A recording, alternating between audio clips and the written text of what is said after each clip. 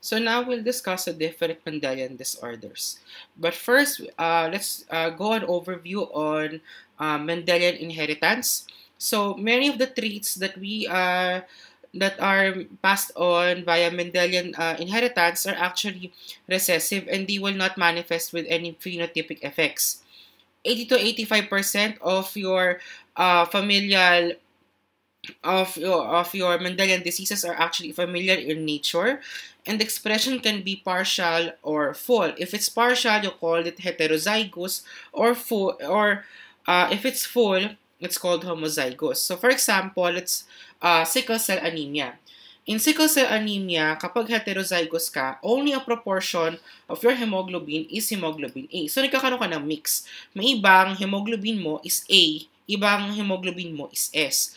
So the sickling only occurs in certain circumstances and you call that a sickle cell trait. However, kung minalas ang pasyente mo at homozygous ang na-inherit niya, all of the hemoglobin is hemoglobin S. Usually, those of heterozygous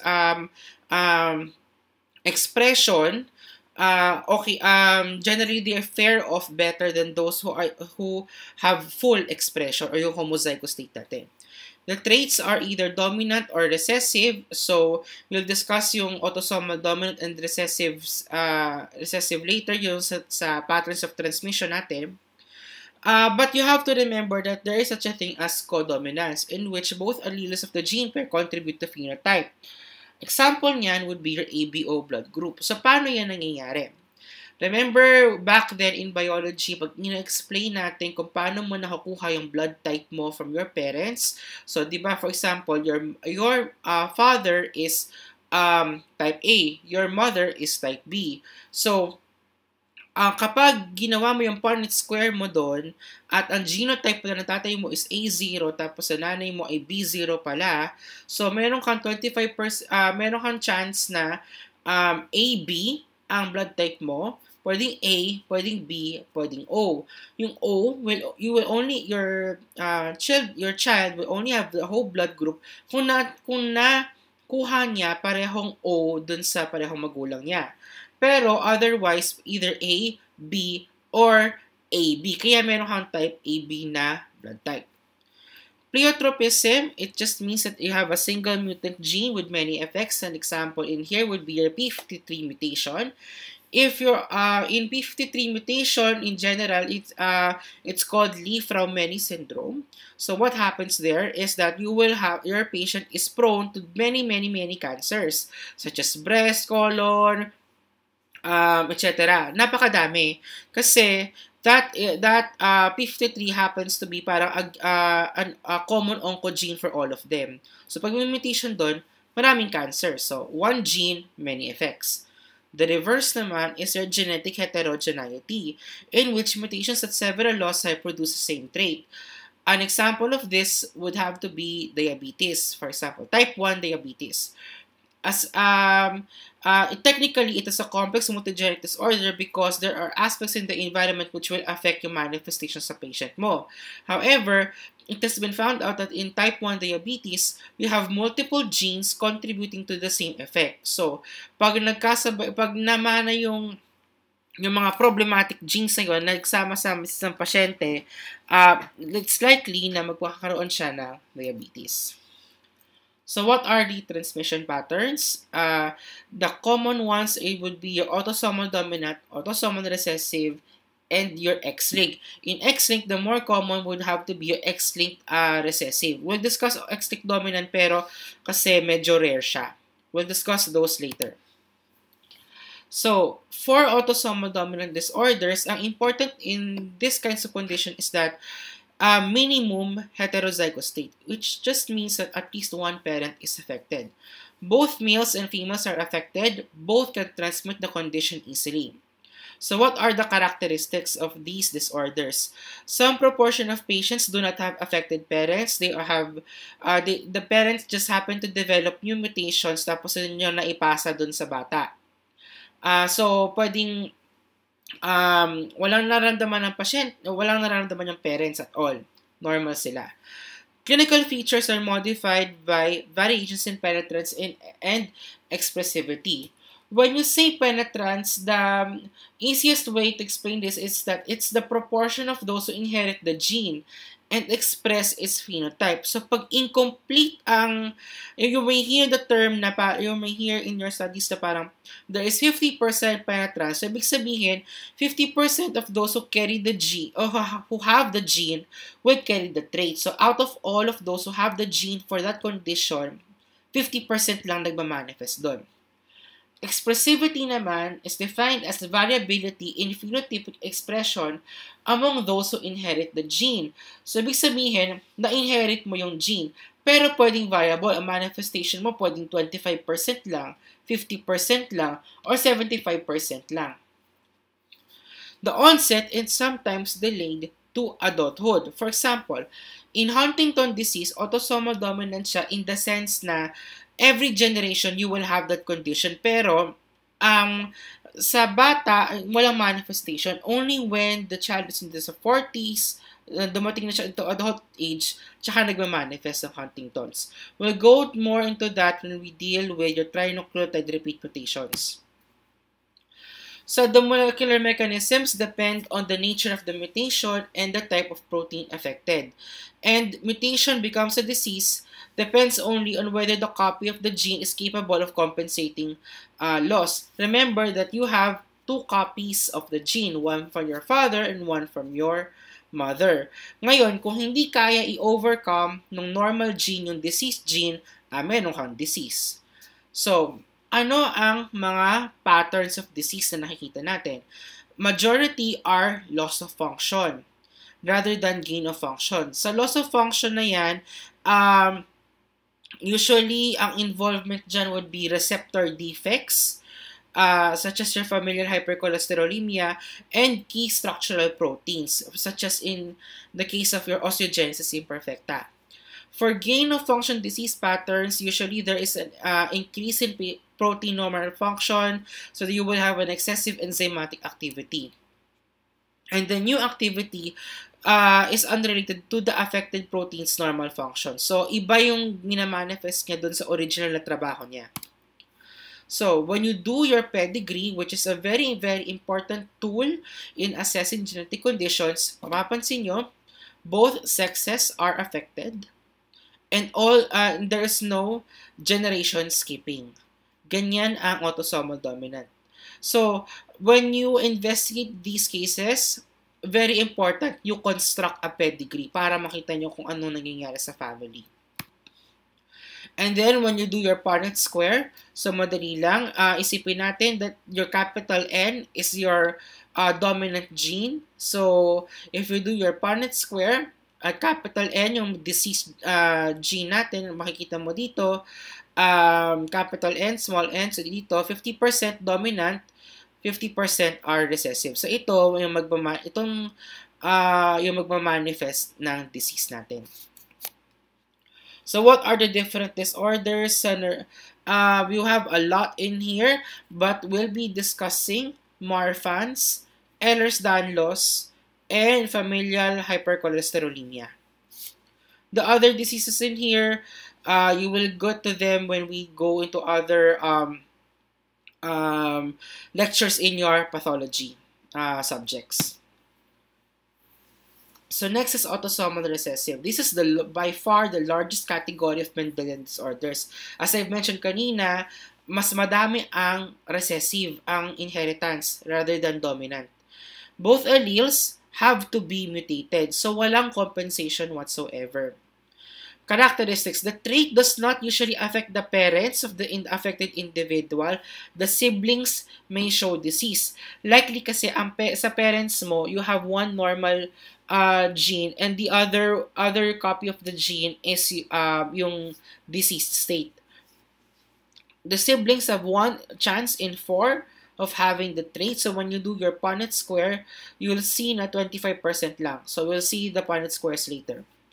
If mutant gene occurs with a low frequency, the affected individual is most likely a product of consanguineous marriage. So, ibig sabihin nito, kapag yung anak is a product of a consanguineous marriage, mas likely na magkakaroon ka ng disease dahil tumataas yung frequency mo. kung normally dapat low frequency lang at naging high frequency, doon ka magduda. Baka consanguineous ang marriage ng magulang. So, what are the features? The expression of the defect tends to be uniform. Complete penetrance is common. Onset is frequently early in life. The mutations are rarely detected clinically, so you need to employ other methods to detect it. The mutated genes usually encode enzymes. And kung mapapansin nyo dito sa list na to, marami dito inborn errors of metabolism. So, pag yun ang kinonsider mo, if you're considering inborn errors of metabolism, likely autosomal recessive ang transmission pattern mo. So what will we be discussing here?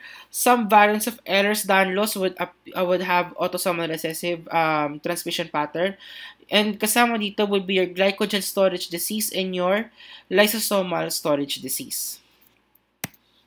So when you do your pedigree, ganito lang siya.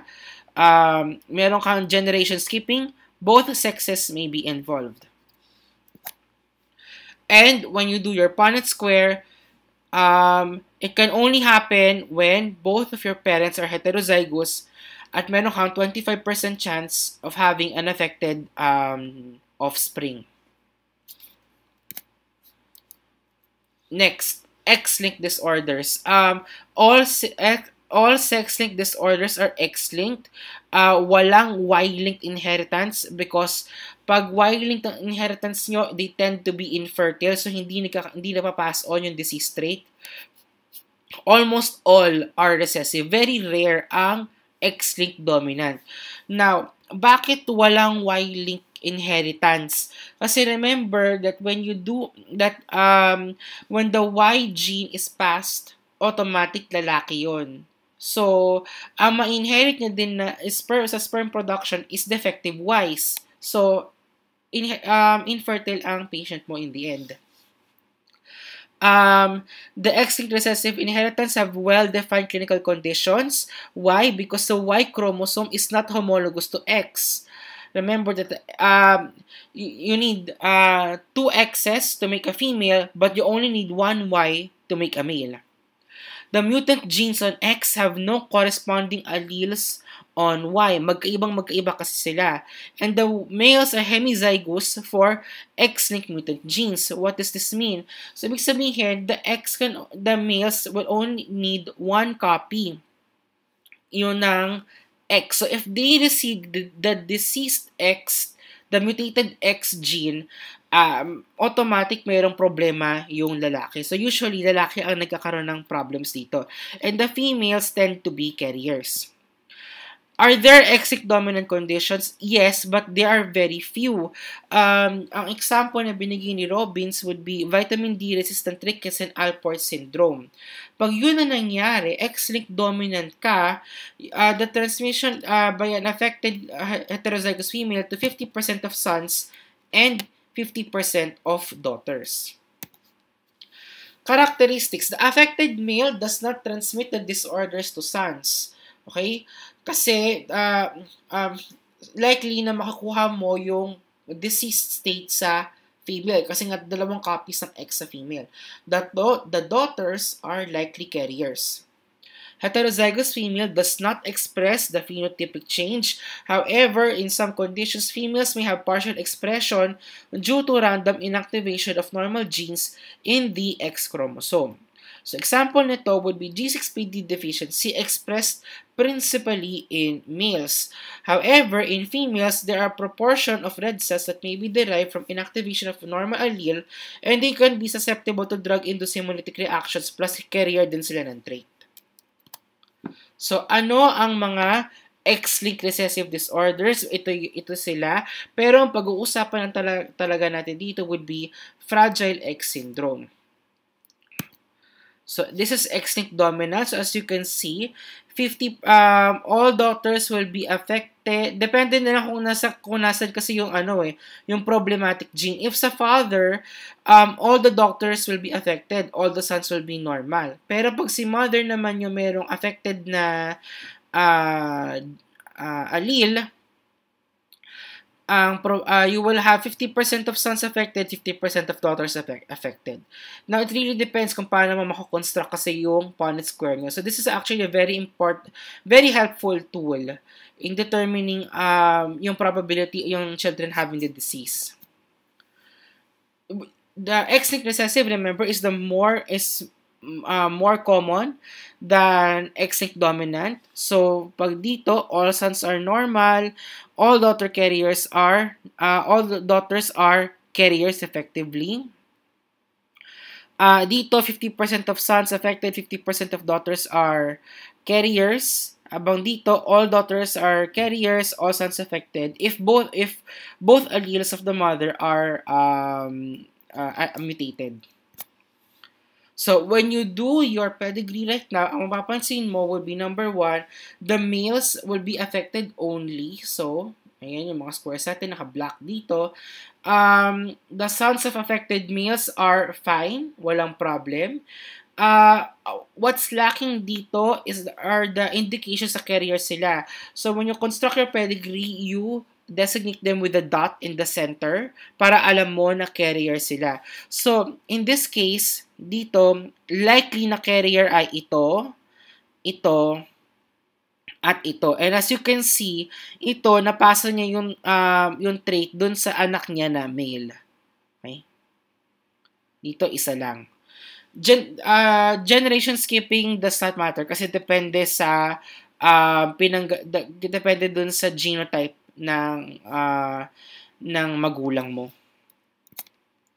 Now, one of the more important findings in your X-linked recessive X-linked dominant diseases is the family tree actually of Europe. Why? Because of the hemophilia. If you're going to read on Russian history, very important the fact that Alexei over here had hemophilia and kaya medyo bumagsak ang Russian royal family. It's one of the major factors, the fact that yung kaisa-isa nilang lalaking heir is had hemophilia. Pero as you can see here, because of the carriers in the several children of Queen Victoria, the males become affected and it involved many royal families as well. Okay? Kaya ang hemophilia, the study of hemophilia was very important in establishing na may genetic component pala ang disease. And it was well studied. Kaya ang tawag nila sa hemophilia ay the royal disease. So, we now go into the individual disorder, Mendelian disorders. So, first would be single gene disorders. So, for Mendelian, if Mendelian ang disorders natin, they arise usually from single genes. They are formed from an abnormal protein. You form an abnormal protein and you reduce the output of a gene product. So, ano ang classifications ng disorders natin under Mendelian? You can have your enzyme defects and consequences. You can have your defects in membrane receptors and transport systems. You can have alterations in structure, function, quantities of enzyme proteins, and you can have mutations resulting in unusual reaction to drugs. So, for enzyme defects and consequences, the mutation results into a synthesis of an enzyme with reduced activity or reduced amount. Remember, ano ba ang role ng enzyme? It catalyzes a reaction from your reaction sa katawan mo.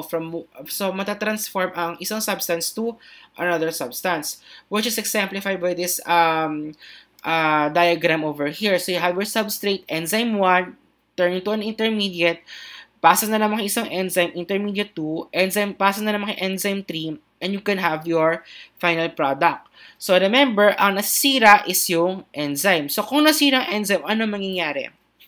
You can have accumulation of your substrate. So, pag nasira si enzyme 1, masyadong marami kang substrate, which are seen in the cases of galactosemia and lysosomal storage disease. Next, your enzyme defect leads to a metabolic block and decreased amount of end product. So, for example, Serase enzyme 3. So, wala kang product, nagkakaroon ka ng accumulation of your intermediate 2. So, dahil konti ito, meron kang disease. For example, albinism and Lesch-Nyhan syndrome. The last is the failure to inactivate a tissue damaging substrate. So, ganun din, naipon si substrate. Pero pero kasi ang role ni enzyme, pababain yung substrate na yun. So, dahil dumadami siya, nagkakaroon ka ng disease. Example, alpha-1 antitrypsin deficiency. So, in defects in the receptors and transport systems, ang example niya will be familial hypercholesterolemia. We will discuss that later. Alteration in structure, function, or quantity of non-enzyme proteins. So you see that in cases of sickle cell disease, hemoglobinopathies, and thalassemias. And then, there is genetically determined adverse reactions to drugs. So, dyan pumapasok si pharmacogenetics and G6PD deficiency, which we will not delve into in this lecture. So, ito lahat ang Mendelian disorders natin. So, makikita mo kung ano ang protein na nadadamage niya, anong function niya, and ito yung example ng diseases natin. Ang example ng mga inaapektohang enzymes, enzyme inhibitors, basta yung substrate na nasira, kung ano yung actual protein na yon, and you end up with the following diseases. So, this is a good overview kung ano ang klaseng diseases na nakikita natin. So, now we go into defects in structural proteins. So, the most common in here, most famous would be Marfan syndrome. It is a disorder of the connective tissue in the body involving principally the skeleton, eyes, and the cardiovascular system. 20 to 85% of these cases are familial, and it is seen in one in about 5,000 patients. The pathogenesis, there's inherited defect in your fibrillin 1. There are two homologous forms. Fibrillin 1 and lets you end up with Marfan syndrome. In fibrillin 2, you will have congenital contractural arachnodactyly. In these patients, you basically have bone overgrowth plus your myxoid changes in your mitral valves. And this is not explained by changes in your tissue elasticity. Ang pinakalumalabas sa pathogenesis is normally the fibrillin 1 controls the bioavailability of your TGF-beta. And when you alter that, dahil nga may mutation ka in your fibrillin 1, you will have excessive TGF-beta. And when you have excessive amounts of TGF-beta, you will increase the activity of your metalloproteases, and then you will end up with a loss of extracellular matrix. Kaya ka magkakaroon ng mga myxoid changes dito. So, what are your skeletal abnormalities? Ito yung mga unusually tall patients with extremely long extremities. Ito yung mga pasyente na napagkakamalang fit to do basketball. So, super tangkad nila, mga 6-footer to mahigit. Especially among us Filipinos na hindi naman ganun talaga katangkad. So, pansin na pansin mo yung kanilang height difference. They have lax joint ligaments in the hands and feet. The thumb can be hyperextended to wrist. So you will see a picture of that later. In some patients, you may see frontal dolichocephaly with frontal bossing, prominent supraorbital ridges. You may have kyphosis and scoliosis sa spine. And you may also see pectus excavatum or a pigeon breast deformity or pectus carinatum. We'll have pictures of that later as well. For ocular, you can have when your patients have ectopia lentis o kaya may dislocation ka of the lens, it is uncommon, but it is likely na due to Marfan syndrome yan. So, pag may ganun kang finding in your patient, think Marfan's.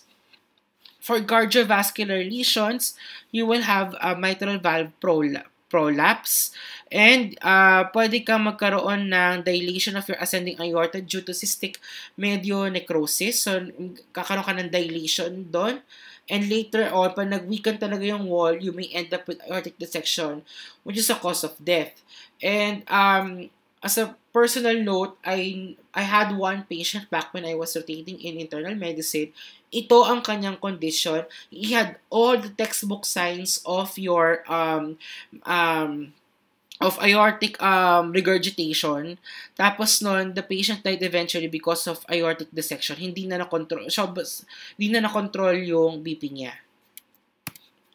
So what are the other clinical features? In your echocardiogram, you may see a floppy valve, and you may see lengthening of the chordated ray, which you will manifest as mitral regurgitation. There's so much variety in clinical expression, kaya ang ginagamit is the revised Ghent criteria.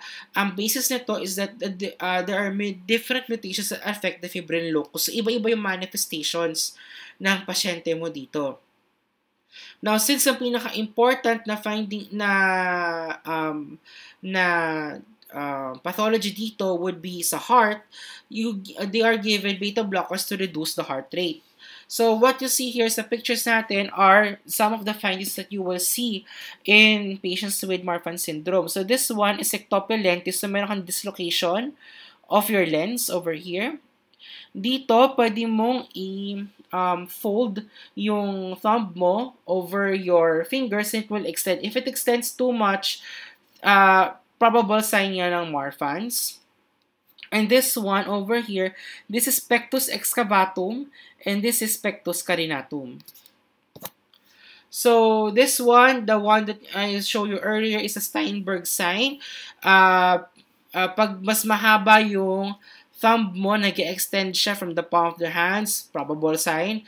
The other one is the Walker-Murdoch sign. So if you wrap your thumb and fifth finger dun sa wrist and they overlap with each other, positive siya, probably merong Marfan ng pasyente niyo. Time to do further evaluation. The next one is Ehlers-Danlos syndrome. So this one is a clinically and genetically heterogeneous group of disorders in which the common feature is that there is a defect in synthesis or structure of your fibrillar collagen. Paano ang mode of inheritance? It's all three Mendelian patterns. Pero majority, ang naka-mention kay Robbins is mostly autosomal dominant and your autosomal recessive. There are other variants na not mentioned that could probably be X-linked as well. Okay. So, nakikita mo dito na iba-iba yung gene defects nila at iba-iba din yung types nila. So, iba-iba yung mga findings talaga sa patients na to. Ang common sa kanila is hyperextensibility of the skin and hypermobility of your joints, which may lead to serious internal complications. So the skin is extraordinarily stretchable, they become fragile, and are vulnerable to trauma. Now, you have other types over here. Kyphoscoliosis is autosomal recessive. Vascular type is autosomal dominant. Noteworthy doon is that it can cause severe complications such as rupture of organs. You have your arthrochalasia and dermatospraxis type, and then you have your classic type as well. Next would be defects in receptor proteins. So, ang prototype mo dito would be familial hypercholesterolemia. So, again, the problem is in the receptor. There is a mutation in the gene encoding the LDL receptor. And if you go back to your biochem, your LDL receptor, ang purpose niya in life is that it is involved in the transport and metabolism of your cholesterol. So since you end up with having high levels of cholesterol, patients will have premature atherosclerosis leading to early MI. It's actually one of the most frequent Mendelian disorders, and depende na lang kung heterozygote ka or homozygote. If you are heterozygote for this condition, your patient will end up with 2 to 3 times the levels of your plasma cholesterol. Pag homozygous ka, no LDL receptor at all. So you have 5 to 6 times the levels of your plasma cholesterol. ang skin manifest, you may see skin symptoms, early atherosclerosis, and MI may occur before 20 years of age. In fact, this is what if your patient has a family history of early deaths, you might want to consider familial hypercholesterolemia. Malamang nag-early MI yan. So, isa yun sa mga common na differentials for early MIs natin. So, just to review your cholesterol metabolism, remember that in familial hypercholesterolemia, ang sira mo ay LDL receptor. So, what happens is that all your VLDL and your LDL are just being trapped in your blood vessels over here. It's not gonna get it's not gonna enter your liver cells for metabolism. So, naipon sila at voila, atherosclerosis. Okay? So, I'll leave it up to you to review your cholesterol metabolism. Ang important kasi dito is that ang manifestation ng familial hypercholesterolemia depende na kung saang level of cholesterol metabolism siya nakakaapekto. So as you can see here, it is classified into 5 groups. Depende na lang kung the problem is in the synthesis part, transport, binding, clustering, or recycling. Next would be disorders associated with defects in enzymes. So your prototype disease in here would be your lysosomal storage diseases, in which you will further discuss its subtypes. So what are lysosomes? These are key components of your intracellular digestive tract, and they produce hydrolytic enzymes. They function in the acidic milieu of your lysosomes, and they contain secretory proteins destined for intracellular organelles. So basically, they will catalyze your complex macromolecules. So ang problem dito is naiipon si said macromolecules kasi nasisira si enzyme. Pag nasira yung lysosomal enzyme mo, you can have primary accumulation kasi hindi mo catabolize yung substrate mo. Or you can have secondary accumulation of your autophagic substrates, in which what will happen is that it will accumulate dysfunctional mitochondria, you generate free radicals because of that, and you will cause apoptosis. Okay? So, again, your defect is in the enzyme. So, sobra ang substrate mo. Yun yung common sa lahat ng lysosomal storage diseases natin. Okay? So, again, as you can see here, this is your normal lysosomal degradation. So, dapat meron kang enzymes to catabolize. However, because sira si enzyme B over here, nag-iipon itong substrate na to, and that is causing toxicity. Maraming nagkakaroon ka ng disease because of the presence of this. Okay? So, other defects would include synthesis of a catalytically inactive protein, defects in post-translational processing, lack of enzyme substrate activation, and lack of transport protein. How do you treat these conditions? It's fairly difficult because out of these three, ang pinaka-common would be enzyme replacement therapy. And only a few institutions around the world can offer this type of therapy. So, ito lahat ang mga lysosomal diseases ninyo. So, what we'll be discussing in here would be Pompe disease. We'll be discussing your gangliosidosis, Tay-Sachs disease, and Gaucher-Niemann-Pick. Also, we'll discuss also mucopolysaccharidosis ng panandalian lang. Okay. So first would be Tay-Sachs, which is your GM2 gangliosidosis. So the problem in here is that your hexosaminidase, that is the enzyme na may sira ka. So ang naiipon yung GM2 ganglioside mo. These are usually seen in your Ashkenazi juice. And what you see in your patients, it will involve all the tissues, pero mas prominent ang CNS damage and retina findings mo. Your neurons will have a large cytoplasmic lipid vacuole, which can be viewed by using your oil red O or Sudan black B stain. In your retina, you will see a cherry red spot in the macula, which I have a picture of later. Your patients will be normal at birth. Symptoms appear at 6 months as motor or mental retardation. Then, your patient will have your muscular flaccidity, blindness, increasing dementia. In 1 to 2 years, gulay na lang yung pasyente mo. In 2 to 3 years, pag 2 to 3 years old na yung pasyente mo, death. Diagnosis, you use your enzyme-based assay. So actually, common yan sa lahat ng mga lysosomal storage diseases mo. You do your enzyme assays kasi para ma-determine mo yung level of activity. If bagsak yung level of activity mo, in this case, you're trying to measure hexosaminidase. Pag bagsak yan, likely na Tay-Sachs ang condition mo. So this one is your neuron. Kung napapansin nyo, malaki ang intracytoplasmic vacuole na to. Nandito yung GM2 ganglioside mo. Ito yung accumulation na yon that you're trying to detect. And this one is the cherry red spot dun sa macula ng patient niyo.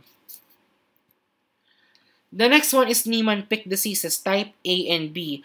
Again, ano yung enzyme mo? Sphingomyelinase. So, ano yung naiipon? Sphingomyelin. Okay? So, ganun lang. In lysosomal storage diseases, kailangan alam nyo kung anong enzyme at ano yung naiipon doon. Para dumali ang buhay nyo aralin nito. In type A, which is about 75 to 80% of cases, this is the severe infantile forms, extensive neuroinvolvement, may accumulation ka ng sphingomyelin, may progressive wasting ka, and death within the first 3 years of life. Are you seeing a pattern in here right now? Kung napapansin nyo, it's always neurologic ang defect mo, and very, very early deaths. Organomegaly can also happen. So that's what you see in type B naman. Pero you don't see any CNS involvement. So mas compatible to with life. Again, this is common in Ashkenazi Jews, and they are preferentially expressed from maternal chromosome. Okay. So, ito example ng patient with, this one is Niemann-Pick type C. So, mas matanda ng kaunti. In Niemann-Pick type 1 and type A and B kasi, 3 years old pa lang. Ito, umabot to ng 9 years old. So, again, ang una nagsasuffer in your lysosomal storage diseases is usually mental capacity, mental development ng patient niyo. So, mapapansin nyo dito, sa umpisa, gross and fine motor skills suffer, cannot keep up with kindergarten. And eventually, you will have even yung motor and mental skills are being affected as well. And dito, by 7 years old, your patient is already having seizures. By 8, wala nang walks only with assistance, cannot speak anymore, kailangan mo supplementary feeding ka through a stomach tube. By 9 years old, wheelchair-bound na yung pasyente mo, and by 10 years old, patay na yung pasyente mo. Okay, so, ano yung morphology and clinical features? So, in our side, in pathology, what you see is, again, intracytoplasmic accumulation of, again, sphingomyelin. So, the cells become enlarged, around 90 micrometers in diameter, with distension of lysosomes with sphingomyelin. You can see fine vacuolation of your phagocytic cells, so it will be seen as foaminess, and they are widely distributed. On electron microscopy, you may see zebra bodies, and your neurons will demonstrate vacuolization and ballooning, similar to that dun sa Tay-Sachs disease natin. Again, in type B, you may see sa hepatosplenomegaly, so that's 10 times of the normal weight, yung liver and spleen size nyo. Cherry red spots can also be seen 1/3 of cases, and these are present at birth, evident at 6 months. Tapos nun, mas maaga ito. Again, type A and B, mas maaga namamatay compared to type C. So ito, death at 1 to 2 years old. Pero ganun din ang pag-umpisa, mental and motor retardation. And diagnosis, measure your enzyme. So, measure your sphingomyelinase activity in the liver and bone marrow. So, this one is from the liver. I can tell because this is from your normal hepatocytes natin, yung hepatosinusoids natin. And this one, as you can see, meron kang mga evacualization. So, nandyan yung sphingomyelinase natin. So, likely, ang gross nito, hepatomegaly, which is type B. This one is you will see the foaminess of your cytoplasm. Nandito again yung sphingomyelinase activity mo. Next is Gaucher disease. The most common lysosomal storage disease. Again, autosomal recessive ito. What is the enzyme? Glucocerebrosidase. Okay? So, glucocerebrosidase ang enzyme natin dito. So, pathologic changes, you will have burden of storage material plus activation of your macrophage plus cytokine secretion causing damage. There are 3 types. Your chronic non-neuropathic form, seen in 99% of cases, in which you only see reduced enzyme level, no CNS involvement, and will easily involve the spleen and skeletal muscle. In type 2, that's your acute neuropathic form. This one is the lethal version. So, hepatosplenomegaly plus CNS involvement, early death. Type 3 is a mixture of type 1 and type 2. So, ano ang pathologic finding mo dito? It would have to be your Gaucher cells, which is your distended phagocytic cells found in the spleen, liver, bone marrow, lymph node, and other parts of your body. They rarely appear vacuolated. However, you will see a fibrillary type of cytoplasm, which is, a description nila would be similar to crumpled tissue paper, which is what you see. Here. PAS is intensely positive, and on electron microscopy, you will see elongated descended lysosomes in your fibrillary cytoplasm. Again, in type 1, you will have your splenomegaly, 10 kilograms. Yan. Tapos, you will see Gaucher cells there as well. And kapag nag-involve ang bone marrow, that can be a cause of your pathologic fractures as well. Clinical features, as I mentioned kanina, splenomegaly plus bone involvement. So, you will see pancytopenia, thrombocytopenia, secondary to splenomegaly. It can be compatible with long life, yung type 1. Yung type 2, again, as I mentioned earlier, mas problematic because you already have CNS dysfunction. Okay? And the mutation in the glucocerebrosidase gene is the most common known genetic risk factor for Parkinson's disease. So, even if they live long, they might progress naman to Parkinsonism in the future. Treatment, enzymatic replacement therapy. As you can see here. So, tingnan nyo yung abdomen ng bata, sobrang laki. You can attribute this easily to hepatosplenomegaly. After enzyme replacement treatment, ito na siya, normal na yung abdomen size niya. Next would be your mucopolysaccharidosis. So you will have deficiency in enzymes involved in the degradation of your mucopolysaccharides. So you have 7 variants. All are autosomal recessive except for Hunter syndrome, which is X-linked recessive. What are the features? You have coarse facial features, as you can see here. I know it's very vague, pero kasi in pedia, what we usually say to our students is that pag may nakita kang FASI sa pedia, think inborn errors of metabolism o kaya some other genetic types of diseases. You will see clouding of the cornea, joint stiffness, and mental retardation is seen as well in these patients. So, morphology, your mucopolysaccharides, yung naiipon natin, yung substrate natin na naiipon, you will see them in your mononuclear phagocytic cells, endothelial cells, intimal smooth muscles, and fibroblasts. Balloon cells are present. These are distended cells with cytoplasmic clearing. In your electron microscopy, you will see swollen lysosomes. Zebra bodies are also present there. And on gross, you will see hepatosplenomegaly, skeletal deformities, valvular lesions, subendothelial arterial deposits, and brain lesions. Okay. So, clinical features, you have your Hurler syndrome. This is the most severe form.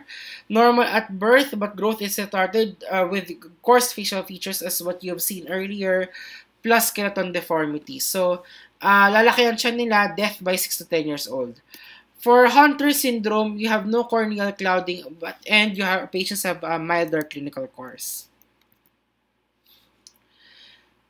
Next would be your glycogen storage disease or glycogenosis. So, remember yung role ng glycogen from biochemistry. So, di ba, glucose can be stored in your body in the form of glycogen. And they are stored usually is either in the muscles or in the liver, which you will be seeing later sa diagram sa atin. So, pag may problema ka in glycogenosis, which means you cannot convert your glycogen into glucose, yun ang problema mo. So, you have 3 forms in here. Your hepatic form, which is your von Gert disease or type 1, ang problem mo is glucose 6-phosphatase. So, ibig sabihin, within the liver, you cannot convert glycogen to glucose. So, you will end up having hepatomegaly kasi nga naiipon lang ang glycogen mo doon, plus hypoglycemia. Since yung glucose coming from the liver ay hindi na nadidistribute sa katawan. The myopathic form, prototype doon would be your McArdle disease or type 5.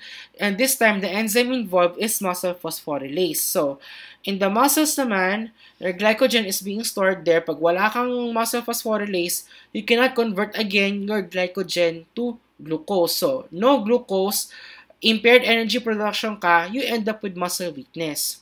In your patients, it will manifest as muscle cramps and lowered lactic acid levels kahit na mag-exercise pa yung pasyente mo. Then you have your miscellaneous type, which is glycogen storage in many organs which will lead to early death. Ang prominent dito is your prominent cardiomegaly. So, this time, sa heart naman yung issues mo. Yung glycogen from the heart, glycogen storage mo sa heart ay hindi nako-consume. So, lumalaki ang heart tapos eventually namamatay. So, we'll see a photograph of that later. Okay? And you call that Pompe disease. So, ito siya, ang diagram natin. So, remember that your glucose in the blood can be converted to glycogen for further use. Tapos, ang problema, pag sira itong enzyme na to, which is glucose 6-phosphatase, wala na. Hindi mo ma-convert ngayon ng glycogen mo to glucose. So, you end up with low blood glucose. Dito naman sa muscle, wala kang muscle phosphorylase. So, mangyayari, glycogen cannot be converted into glucose, so you have a low energy output. Okay. So, this one is Pompe disease, which is your glycogen storage disease in the heart. So, in your left, in here, would be your normal myocardium. And in your right, ito na yung diseased myocardium natin. Ito mga vacuoles na to, nandyan yung glycogen. Okay? So, lahat ng yan, glycogen yan, na hindi nako-consume dahil nga sira ang enzyme mo. Okay. So, this is a table. This came from Robbins. This is a good summary of your 3 subgroups of your glycogenosis. Okay, your hepatic type, von Gert, myopathic type, McArdle, and then your miscellaneous type would be your Pompe disease or yung dun sa heart natin. Okay. Next would be disorders associated with defects in proteins that regulate cell growth. Overview lang ibibigay namin sa inyo right now kasi the main discussion of this would happen once you reach neoplasia. So, ano involved dito? You have your mutations in proto-oncogenes and tumor suppressor genes which are heavily involved in tumor pathogenesis. Majority of these cases, these are somatic mutations, so these are not passed in the germline. In 5% of cases though, germline mutation, autosomal dominant ang inheritance pattern nila. So now we're done with your Mendelian disorders. Now, before we end this segment, I just want to make a quick note on your complex multigenic disorders kasi the discussion of this is very, very short. So it won't take too much time. So these are disorders caused by interactions of the genes and the environment. You have a polymorphic gene, the gene that has 2 alleles of frequency of at least 1% of the population. The hypothesis in these kinds of disorders is the common variant hypothesis, in which it says na you have complex genetic disorders occurring when many polymorphisms are co-inherited. So for example, type 1 DM. I mentioned this earlier when we are mentioning about polymorphism. So in DM type 1, you have many polymorphism genes involved, around 20 to 30. However, only 6 to 7 are actually contributory to DM type 1. So pag na-inherit mo yon, malas mo. You have already a significant risk factor for developing type 1 DM. Okay. Other phenotypic characteristics that you have na complex multigenic ang mode of inheritance, marami yan. As in like hair color, eye color, skin color, height, intelligence. So, ano yan, may genetic component, may environmental component din, syempre. And the environmental influences significantly modify the phenotypic expression of your complex traits. So, in DM type 2, for example, meron ka naman na genetic traits na predisposing you to diabetes. However, hindi mo nagmamanifest yun until your patient becomes obese. So, parang lumalabas, obesity is masking the DM genetic trait. And a very important note lang in complex multigenic disorder is that assigning diseases to this mode of inheritance must be done with caution. You have to rule out Mendelian and chromosomal modes of transmission, which we'll be discussing in the next part of this lecture.